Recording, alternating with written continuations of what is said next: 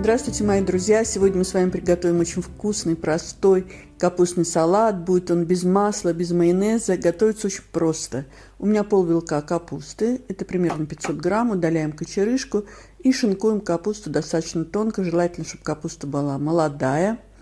Я это делаю при помощи вот такой терки мандолина. Также нам понадобится 2 огурчика средних. Нарезаем их на половинки кружков.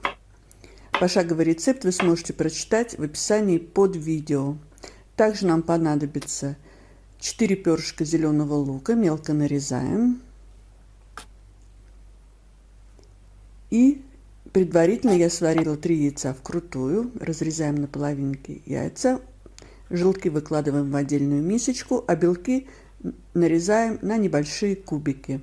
Друзья мои, если вам нравится видео, ставьте лайк, это поможет продвижению видео, его увидит большее количество зрителей. Теперь будем готовить нашу заправку для салата. Желтки разминаем вилкой до однородного состояния.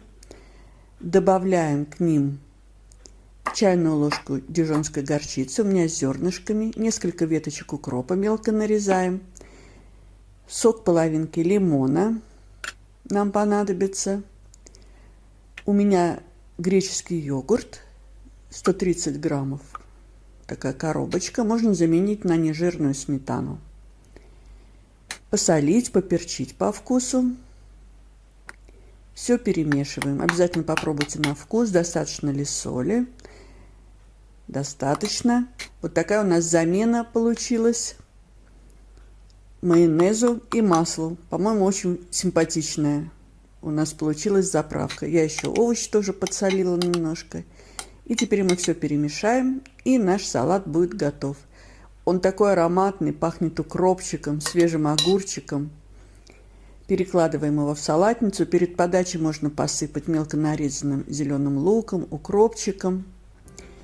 В общем, друзья, приготовьте этот хрустящий, свежий, ароматный капустный салат. Это так просто.